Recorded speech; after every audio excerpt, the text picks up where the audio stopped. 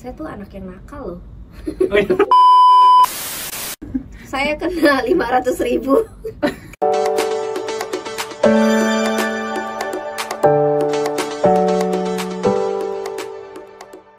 Halo guys, selamat Halo. datang dan selamat bergabung di Obras Party, obrolan asik seputar dunia properti. Oke. Nah, kali ini kita itu mau bincang-bincang sederhana aja sih tentang Ibu Starla. Oh iya. Mungkin boleh perkenalan, Bu? Halo, saya Starla. Saya the founder dari MyPro Property. Oke. Iya. Ibu Starla adalah seorang CEO dari Iya. MyPro Property. Iya. Nah, kita mau ngomongin tentang jauh sebelum MyPro ada itu. Nah, dulu itu pada waktu Ibu kecil itu, apakah memang cita-citanya menjadi seorang broker? Enggak lah. Enggak ya? Enggak. Justru ini di luar ekspektasi ya. Jadi waktu saya kecil itu, saya tuh anak yang nakal loh. Oh, iya. Begitu. Saya tuh anak yang nakal. Saya tuh jadi waktu kecil tinggalnya sama nenek kan. Jadi tinggal sama nenek itu otomatis di luar jangkauan orang tua kan ya. Iya, nggak ada pengawasan. Jadi hobi saya itu manjat genteng. Manjat genteng, iya. terus Ekstrim kebetulan gitu. sebelah tetangga saya itu tempat konveksi kan ya. Nah, saya tuh hobi tuh cabutin kutu mbak-mbak di sana. Mbak-mbak yang di konveksi. Jadi zaman saya kecil tuh saya benar-benar tomboy. Saya hobi main sepeda, saya hobi apapun saya coba deh. Apapun saya gitu. coba. Iya, jadi memang karena mungkin ya karena kecil itu saya nakal, terus saya kelaki-lakian ya. Jadi jiwa saya tuh pengen tahu dan berani itu mungkin dari situ. Sama sih ya. Iya. Saya juga kecilnya sama nenek. Iya. Sama merasakan juga nih. Iya. Oke. Seperti itu. Jadi awalnya memang nggak ada kepikiran Gak mau ada jadi. kepikiran. Oh, gitu. Jadi dulu waktu saya kecil tuh saya mikir Tuhan tuh ciptain saya untuk jadi apa ya gitu. Kira-kira tuh saya tuh di bidang apa sih hebatnya gitu. Di musik enggak, akademis enggak. Terus suruh jadi dancer nggak bisa, suruh singing nggak bisa. Tapi ternyata setelah saya masuk ke MyPro, saya baru sadar, oh ternyata saya hobi ngajar. Ternyata Tuhan kasih saya skill itu ternyata di bidang mengajar. Jadi saya senang kalau ngajar, terus ngelihat orang lain tuh berhasil tuh kayak seneng banget gitu. Iya, kayak apalagi kalau itu misalnya dari yang kita ajarin Iya, gitu ya. apalagi dari nol terus kita ajarin dia sampai dia pinter tuh dia akhirnya hebat gitu ya di luar tempat lain gitu. Nggak ada rasa dendam sih, kayak oh yo luar biasa, berarti kamu bisa jadi ya karena dulu pernah sama aku gitu. Gitu. Okay. Kalau pada waktu masa nih Bu, misalnya masa remaja nih kan, Iya. SMP, SMA, tapi pernah kan punya cita-cita mau jadi apa gitu? Karena orang tua bukan dari orang yang ada ya. Jadi cita-cita saya sebenarnya sama kayak Pak Yuda. Cuma nyenengin aja sih. Pengen ngangkat derajat mereka, pengen bisa ngajak mereka tuh jalan-jalan. Iya, karena saya tahu orang tua saya hobi jalan. Oh, jadi dari pokoknya sesederhana itu juga Iya, ya cita-citanya. Akhirnya terus setelah lulus SMA, Bu kuliah kan ya? Saya nggak kuliah. Oh. Justru saya itu terjun di dunia ini, agensi pariwisata. Oh, pariwisata. Iya, jadi dulu waktu saya SMA, papa saya bilang, papi nggak bisa kuliahin kamu ya Jess, kamu masuk aja ke SMK. Nah, karena kalau kamu lulus SMK, kamu langsung bisa kerja. Bisa kerja, ya. Iya, jadi ya udahlah saya nurut aja, karena juga memaksakan segala sesuatu itu kan nggak baik ya. Kasian juga kan kalau orang tua harus memaksakan demi saya gitu. Ya udah, akhirnya saya masuk SMK. Setelah SMK saya langsung kerja. Langsung di bagian pariwisata. Iya, langsung di bagian pariwisata. Pariwisata itu kayak bikin kayak tur perjalanan. Wah sama saya pengalamannya. Tur perjalanan, terus kita bikin arrange untuk meeting perusahaan-perusahaan besar, itu ya sebutannya MICE. Ya, terus dulu saya itu nyiapin tour leader tuh kalau pergi ke luar negeri, saya ngeprint, saya masukin ke amplopnya. Termasuk saya isu tiket namanya. Enggak. Beda ya. Enggak. Jadi mintain untuk perlengkapan tour leader. Ya itu dulu kerjaan saya. Kalau saya dulu sama tuh, saya juga pernah kerja di bagian wisata gitu. Jadi saya bikin package, misalnya promo 5 hari ke Eropa. Jadi kan ada sistemnya dulu, Abacus namanya. Nah itu harus ngeset nih, misalnya pesawat dari Indonesia berangkat berapa, nanti transit di mana, di sana jamnya berapa supaya penumpang nggak. Berarti kamu tiketing dong? Iya, saya dulu tiketing, itu juga. Jadi sambil bikin paket-paket promo. Wah, luar biasa ya. Ternyata mungkin awalnya dari rasa ingin untuk ngajar itu bisa dari situ juga nggak sih Bu? Dari pariwisata kan jadi enggak ya? Beda ya? Justru waktu saya dari pariwisata sempat kerja juga di mall ya, di bagian agensi pariwisata juga. Jadi tiketing tuh Pak, safety itu. Saya inget banget deh, saya kena 500.000 karena lupa. Kalau zaman dulu kan beda ya sama zaman sekarang ya. Kita pesan tiket sendiri bisa online. Kalau dulu kan orang mau keluar kota aja mesti ke travel agent. Setelah mereka booking, bayar, saya tuh harus ini ke airline-nya. Nah itu saya lupa lakukan, akhirnya dia nggak bisa terbang. Saya kena kolek 500.000. Kalau saya dulu salah nama tuh Bu, kan ada pengejaan, dia telepon, sebutin namanya yang Alfa, Beta, itu. Nah begitu saya ini udah diisut, ada yang salah satu. Nah itu akhirnya dia cancel. Ya itu. Tapi memang pengalaman seperti itu sih yang bikin kita berarti kalau seperti ini nanti saya nggak bisa ulangin, harus lebih maju lagi, lebih belajar lagi. Iya.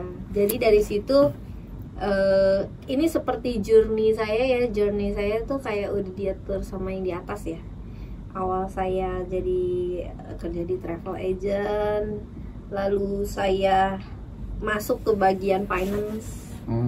Sempat saya di finance sampai akhirnya saya nikah, saya berhenti. Nah di finance saya belajar tentang keuangan ya, bagaimana cara bikin debit kredit, lalu seperti itulah. Nah, setelah saya menikah, di sini saya mulai belajar tentang dunia sales dari insurance. Ternyata kita sama ya, Pak ya. Kalau bedanya Bu, kalau Ibu belajar tentang manage uang nih, kalau saya nggak tahu manage uang, taunya gimana caranya cari penghasilan tambahan, gitu. Karena ini cerita tentang saya dengan istri nih. Jadi dia itu kalau saya mau beli apa-apa nggak boleh ganggu gaji utama nih yang saya dapat. Jadi saya putar otak gimana supaya kepinginnya saya beli bisa terpenuhi dan istri juga nggak marah gitu. Nah akhirnya saya cari jalan yang akhirnya bisa sampai sekarang gitu. Jadi dia nggak ngomel, saya juga happy gitu. Tapi kalau manajer, jadi kadang dia bingung, kok duitmu masih ada aja ya, ada gitu. Jadi karena memang dulu sudah terbiasa harus pegang uangnya tinggal segini, akhir bulan masih lama, harus dipas-pasin. Jadi itu harus bijak kita ya dalam memanage keuangan. Jadi, ya. Ada hal kayak gitu. Nah, terus kemudian dari agensi itu masih panjang Ibu ya ceritanya ya? Dari agensi saya diajak teman baik saya, jadi agent insurance yuk gitu. Terus saya akhirnya belajar tentang dunia insurance. Di situ saya melihat insurance tuh memang kalau ngegembleng tuh benar-benar bagus ya. Mulai dari cara berpakaian, lalu bagaimana kita memperkenalkan diri, lalu bagaimana menawarkan insurance ya, menghadapi penolakan, kan. Terkadang juga ngerasa terhina juga, ya kan. Gini banget ya cari uang, ya kan. Terus di situ juga saya ngelihat apa di dunia insurance tuh istilahnya kalau dulu sebutannya apa ya, AM kali ya, manajer lah di atas saya gitu. Dia bawain training, dia siapin bahan, terus dia knowledge kita. Wah, ternyata itu yang bisa saya terapkan di dunia properti sekarang. Ya. Cuma beda barangnya aja ya. Iya. Jadi Tuhan tuh mulai mempersiapkan saya awal dari kerja jadi karyawan di travel agent ya kan, ngangkat-ngangkat koper ya, terus bagaimana tunduk sama atasan, itu kan kita diajar ya waktu pertama kali bekerja. Terus pindah ke keuangan, Tuhan ajarin saya tentang pembukuan ya kan. Terus di dunia agency insurance saya diajarin bagaimana menjual, bagaimana memimpin, bagaimana kita bertindak, bersikap menjadi seorang sales yang baik. Dan akhirnya pas Tuhan nggak sengaja juga ya buka MyPro itu, beneran loh, nggak kepikiran bisa buka agent properti di kala usia masih muda, pengalaman masih terbatas, semua tuh kayak kasih karunia aja gitu. Nyata tuh knowledge saya dari awal tuh bisa saya bawa semua ke MyPro gitu. Jadi awal-awal buka MyPro itu karena saya 2014 itu tergabung di di agency properti yang khusus lelang. Di situ saya mau ucapin thank you juga ya sama bos saya yang dulu ya. Karena di situ saya benar-benar belajar banyak, mulai dari bagaimana cari klien, bagaimana sampai dengan aset tersebut bisa selesai balik nama. Saya sampai ke BPN belajar sendiri. Gimana tuh balik nama tanpa pakai notaris. Terus banyak hal sih yang saya pelajarin sampai akhirnya 2016 ya, setelah dapat jalan-jalan ke Jepang saat itu. Itu tambah bikin semangat ya. Puji Tuhan sih ya, selama saya tergabung di sana sih saya achieve terus sih. Nah, ada hal lah yang membuat saya kecewa lah. Sampai akhirnya saya 2016 saya bingung, Tuhan ngapain ya? Apa yang bisa saya kerjakan gitu? Karena bidang ini aja yang saya paham. Saya nekat loh Pak. Saya ajak suami saya, ayo ketemu temanmu, teman baikmu, mau nggak modalin saya buka kantor properti? Ya kan? Dari pokoknya maju gitu ya. Coba maju dulu gitu deh. Ya. Berhasil nggak berhasil urusan belakang, yang penting nyoba dulu. Nah, akhirnya mau dia modalin buka PT. Saat itu juga saya belum bisa masukin modal ya, karena nggak ada uang juga. Terus berawal dari kantor konveksi. Jadi lantai satunya itu konveksi, lantai 2 tuh ada kantor. Nah saya tuh di ujung aja tuh, nyempil di ujung. Saya mencakup, 1 sebagai prinsipal, 2 sebagai keuangan, pembukuan keuangan yang ngurusin keuangan, 3 saya sebagai mentor, trainer, ya kan. Terus 4 saya seorang sales. Wah, itu kalau cowok susah banget. Karena kan kalau cewek itu dia bisa multitasking gitu. Saya pernah lihat ada yang lagi telepon, lagi makan sambil lagi bikin presentasi loh. Itu super banget. udah jadi prinsipal kan pasti bikin kayak bahan untuk training. Keuangan juga, jualan juga gitu kan. Itu. Dan ternyata setelah saya ngulik, oh ternyata ini saya dapat dari awal saya kerja.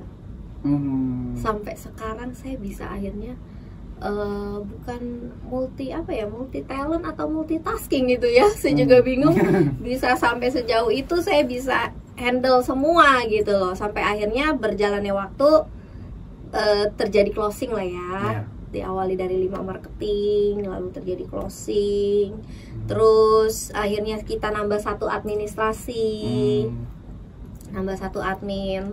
Terus dari situ saya akhirnya fokus hanya kepada penjualan, cari barang untuk aset lelang, lalu minta tolong suami, karena suami itu kan backgroundnya accounting. Jadi dia sangat bisa tuh, begitu mulai ada penjualan kan berarti ada cash flow yang harus kita catat ya. Nah itu udah minta tolong suami untuk handle. Nah jalan Tuhan lagi nih,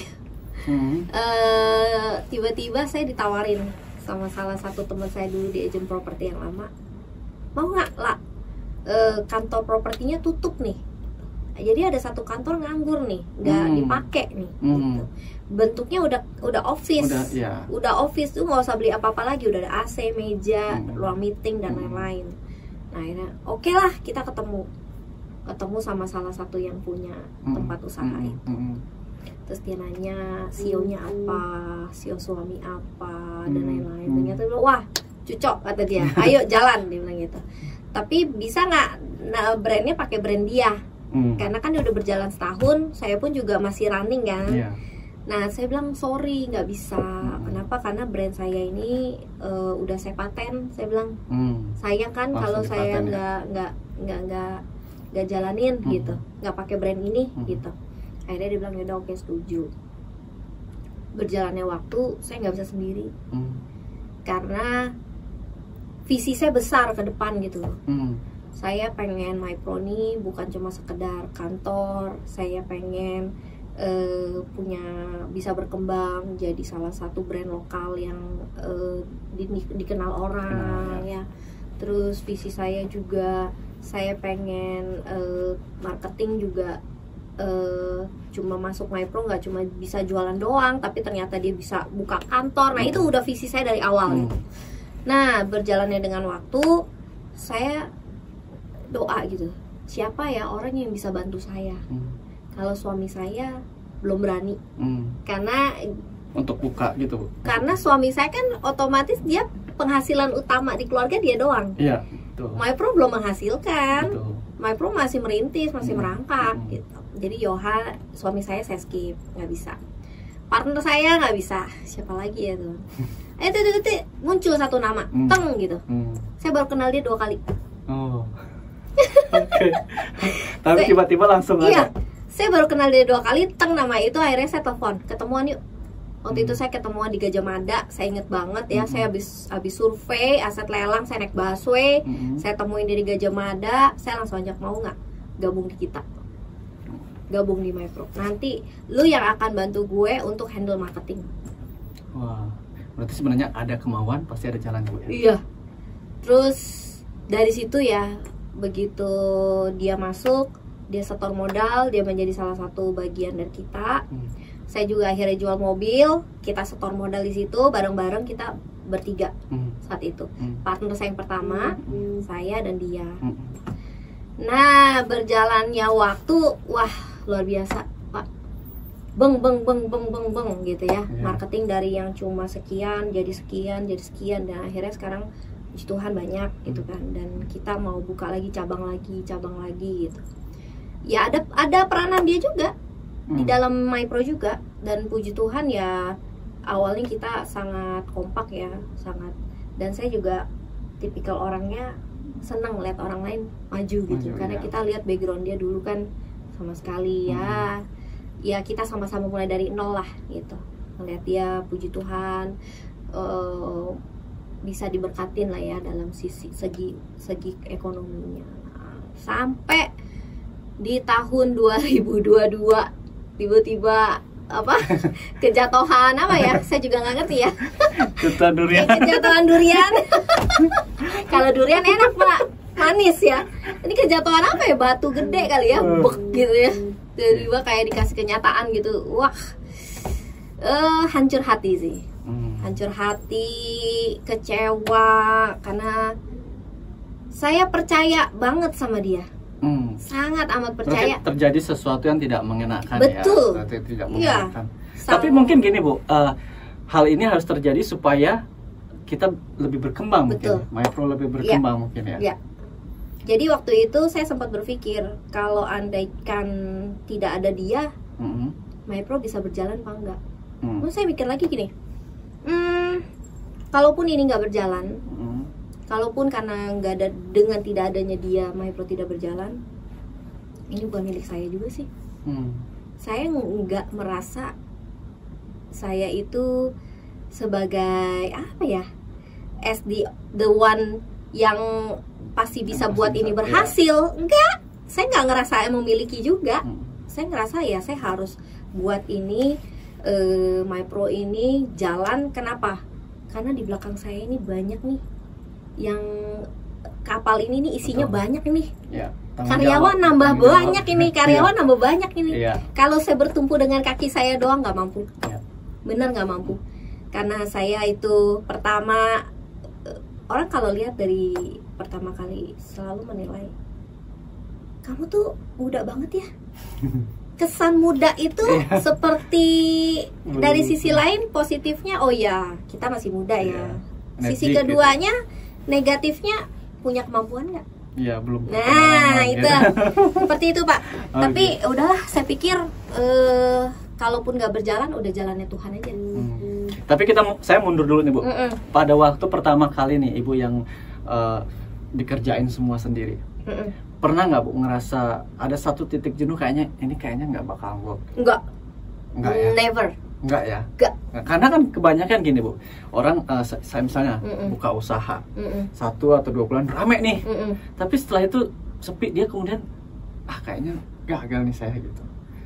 Jadi kan hal-hal yang kayak gitu tuh, ada nggak tipsnya dari Ibu untuk mereka mungkin yang lagi kayaknya di bulan-bulan pertama masih semangat gitu, terus ini sudah mulai kayak aduh gimana ya supaya ngompak lagi? Nggak ada satu usaha yang jalannya mulus kayak jalan tol. Mau jadi pengusaha, mau jadi karyawan, mau jadi pedagang, nggak ada yang mulus kayak jalan tol. Jadi kalau andaikan terjadi kegagalan, itu sengaja dikasih gagal. Biar apa? Biar belajar dari gagalnya. Perbaikin dong sama kesalahan kita. Apa yang bisa kita improve lagi. Tapi pada waktu bilang, oh enggak, Ibu tadi kan bilang, oh enggak, saya yakin. Maksudnya hal apa yang membuat Ibu yakin bahwa yang saya kerjakan ini sukses? Karena semua itu diawali dari diri sendiri dulu. Iya, kalau dalam mengerjakan segala sesuatu nggak yakin, kalau udah ragu nih, nggak yakin, jangan dijalanin.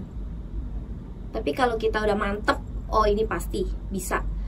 Mau berdarah-darah pun saya siap. Dengan resiko-resikonya ya, berdarah-darah ya, lelah, capek ya kan. Dan puji Tuhannya karena dapat dukungan dari pasangan sih, itu paling utama. Itu yang paling, disupport abis lah gitu, disupport abis. Saya pernah punya pengalaman gini tuh Bu. Saya harus kirim barang ke salah satu dokter di Tanjung Priok. Waktu itu masih ya tanggal-tanggal 20-an lah ya. Nah, gajian kan akhir bulan banget. Dan kaspon udah penuh di kantor. Jadi untuk mengirimkan barang itu kantor nggak support. Jadi memang harus dari si marketing sendiri. Dan saya putar otak karena ini barang dokternya sudah deal. Dan saya tinggal kirim aja gitu. Kalau sampai nggak kirim nanti dia bisa cancel kan gitu. Karena bentuknya kan down payment dulu, baru nanti setelah barang sampai baru dia full payment. Saya berpikir gimana caranya supaya bisa sampai ke sana. Sedangkan saya nggak punya uang sama sekali. Nah, satu hal yang saya ingat adalah saya punya gitar. Saya punya gitar. Ngamen? Enggak. Jadi saya bawa itu alat dengan baju biasa. Saya bawa gitar. Duduk aja di belakang. Jadi si kondektur yang biasa dia pikir saya pengamen, dia nggak mintain. Jadi saya ganti berapa kali bus begitu, nggak dimintain. Duduk di belakang bawa gitar, saya kenceng-kenceng sedikit gitu, jadi dia nggak mintain. Akhirnya jadi ngirit. Akhirnya sampai juga mau di Tanjung Priok. Udah berapa kali bis itu. Nah, setelah sampai Tanjung Priok, yang saya cari adalah toilet umum. Saya ganti baju, ganti baju dinas marketing. Nah, akhirnya udah tinggal dekat, barulah mungkin kayak ojek itu masih ada. Nah, saya sampailah akhirnya. Dan itu bikin saya bahwa sebenarnya kalau kita punya tekad, ada aja loh jalan. Iya, betul. Ada aja. Kadang kan temen saya nggak akhirnya begitu saya sampai, dia dokternya udah full payment kan, akhirnya uangnya bisa saya pakai untuk pulang. Teman-teman kantor tanya, "Loh, kamu udah dikirim barangnya?" "Sudah." "Lah, apa? Katanya nggak punya uang, kok bisa kirim?" "Ya itu, saya punya gitar doang." Dan itu nggak ada di luar kepala mereka. Kok bisa gitu? Itu out of the box ya. Itu sebenarnya awal-awal saya jadi agent properti pun ya, saya benar-benar dari nol database. Benar-benar kenalan saya tuh circle-nya dikit sekali ya. Sedangkan kita di dunia sales itu kan kita database itu adalah kunci utama keberhasilan kita kan. Salah satu dari database. Dulu tuh awal-awal saya jalanin properti lelang itu, saya tuh cuma cari akalnya gini, gimana ya supaya aku tuh bisa jualan ya. Saya kayak Pak Yoga juga, cari putar otak gitu kan. Akhirnya setiap saya ada lokasi properti yang memang sedang dijual via lelang, di seputaran di situ ada agen-agen yang pasang banner, saya teleponin satu-satu. Saya teleponin, saya ajak ketemu, saya jelasin tentang lelang sedikit, lalu saya tawarin, mau nggak nih aset lelang? Berarti yang kayak model dijual tanpa perantara gitu? Iya, dijual aja melalui agent properti mana. Pokoknya tulis rumah itu dijual, saya telepon. Oh, iya. Walaupun dia pakai lewat agen properti. Iya, iya. Jadi akhirnya nanti kita kerjasama kan untuk masarin aset tersebut kan, co-broking namanya. Itu awal-awal seperti itu. Jadi awalnya seperti itu. Iya, dari situ akhirnya database kita terkumpul ya. Database kita terkumpul. Dari situ ya udah lebih mudah lagi untuk masarin properti. Apalagi kita tahu, oh ini murah sekali ini. Wah, kita udah tahu nih pangsa pasarnya siapa ini. Nah, kalau pada awal-awal itu kan baru 5 orang tuh. Itu pada waktu kita cari database itu, misalnya closing. Nah kan baru satu database lah taruh. Itu gimana Bu lainnya? Database kan setiap marketing punya database masing-masing. Kita sebagai kantor nggak boleh minta database klien marketing, nggak boleh. Kantor nggak bisa ya? Bisa. Jadi hanya marketing saja. Iya. Tapi karena Ibu waktu itu kan ngerangkep nih. Iya. Jadi tahu juga nih. Saat itu kita nggak main di secondary ya. Oh, masih. Pangsa saya tetap masih di lelang. Lelang ya. Iya, awal-awal buka tuh pangsa kita masih di lelang. Jadi saya nggak punya database marketing, dan sampai saat ini pun database marketing pun juga MyPro nggak berhak untuk ambil. Kalaupun mereka titipkan listing mereka di MyPro Property, di saat mereka keluar itu benar-benar kita kembalikan, dan kita nggak. MyPro itu bukan toko untuk jualan sih ya. Lebih tepatnya kita menyediakan toolsnya buat marketing. Iya. Jadi makanya itu kenapa MyPro dikenal dengan lelangnya Ibu ya, karena base-nya pada dasarnya Ibu waktu itu berjalan dengan lelang dulu. Nah, pada waktu itu apakah lelang itu setenar dengan primary gitu Bu? Apa? Setenar, maksudnya setenar. Orang udah kita lelang masih aja tenar primary dong. Tenar primary ya? Iya, karena orang masih takut ya bermain di lelang, segmen lelang tuh dikarenakan takut penipuan. Takut nanti uangnya tidak kembali. Lalu karena banyak orang yang nggak bisa jelasin lelang dengan jelas, orang juga jadi ragu untuk beli di lelang gitu. Jadi memang mungkin info tentang lelang itu sedikit gitu maksudnya. Iya, sangat ya sedikit orang bisa paham ya tentang lelang ya. Seru juga ya, maksudnya dari hal dari yang tadi dibilang sudah kecilnya tomboy, suka manjat-manjat pohon gitu ya, akhirnya kesininya malah jadi seorang pengajar nih, ya kan, boleh pengajar lah, udah marketing pengajar gitu. Nah akhirnya sekarang jadi CEO gitu. Nah jadi perjalanannya itu sebenarnya yang membikin kesuksesan itu kalau menurut saya sih bukan satu titik Bu, tapi pada waktu kita berjalan kita bisa melewati semua rintangannya, itu sebenarnya kesuksesan secara point of view kita sih. Nah saya juga gini Bu, waktu itu saya bertanya-tanya sama Tuhan yang gini, kenapa kok saya harus ngamen? Karena banyak anak-anak yang mereka pengen bisa jadi juara, mereka nggak bisa. Tapi saya bisa, tapi kok nggak seberuntung mereka gitu.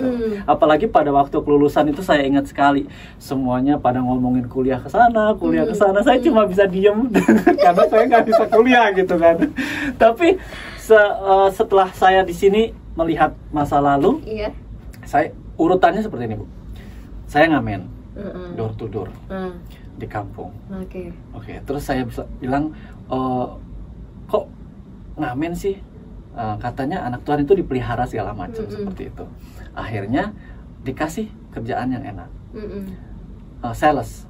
Tapi waktu itu masih sales mesin cuci dan vakum cleaner yang keliling ngetok-ngetokin itu. Nah saya sudah mulai, saya belum sadar itu kenapa saya ngamen dulu. ternyata Tuhan bikin saya ngamen dulu untuk siapin mental saya, untuk jadi yang marketing vacuum cleaner ini. Jadi saya bisa ngetok-ngetok orang dengan biasa, karena saya udah biasa ngamen gitu. Nah kemudian saya ngeluh lagi, aduh sales begini capek, puter-puter rumah nyariin demo. Akhirnya tetap jadi sales, tapi hotel ke hotel. Udah nggak panas-panas, terus ketemunya orang-orang berpendidikan, ya dokter-dokter gitu. Nah ini udah enak, tapi saya masih ngeluh, pengennya itu duduk di kantor. Nah, adem gitu. Nah, akhirnya dikasih juga duduk di kantor. Tapi masih ngeluh juga. Di kantor terus juga jenuh ya. Nah, akhirnya sekarang dikasih yang kadang di kantor, kadang bisa keluar. Gitu. Nah, kadang kalau kita nurutin kemauan kita sih kayaknya nggak ada habisnya. Tapi ketika kita lihat, oh ternyata maunya begini, akhirnya membawa kita ke satu titik di mana kayaknya oh ini mungkin yang Tuhan mau bawa kita ke sini gitu ya. Dan saya lihat tadi perjalanannya Gustara dari kecil, terus dari mulai ternyata bikin MyPro itu sebenarnya ketidaksengajaan, tapi luar biasanya ketidaksengajaan itu berubah menjadi sesuatu yang besar dan membawa dampak bagi banyak orang gitu kan. Apalagi orang-orang yang seperti mungkin mereka pasangan-pasangan baru yang cari rumah, tentunya dengan adanya agen properti seperti ini kan sangat membantu. Betul. Gitu. Nah, MyPro sendiri kan dibuat dasarnya pada waktu itu adalah lelang. Nah sekarang sudah merambah ke primary, secondary, sewa. Nah sudah komplit gitu. Nah ditambah lagi kalau mungkin untuk pasangan-pasangan muda yang bingung cari rumah, bingung gimana belibetnya mengurus surat, nah bisa langsung aja kontak ke gitu ya. Wah, luar biasa hari ini. Kita banyak belajar bahwa sebenarnya kalau ada kemauan itu pasti ada jalan, dan jangan menyerah sebelum mulai kita aja dulu. Segala sesuatu mulai aja dulu dengan niat yang baik, lalu diimprovisasi dengan ide-ide bagaimana mensolve-nya seperti itu. Tapi tekad itu pentingnya Bu ya. Oke. Terima kasih, itulah percakapan kita hari ini. Semoga membawa inspirasi buat kalian yang mungkin mau memulai usaha atau mungkin mau lebih kenal lebih jauh tentang properti, ya. Boleh juga subscribe channel kita dan ikuti terus podcast kita, karena kita akan membahas seputar properti khususnya. Oke, sampai jumpa di podcast selanjutnya. Bye.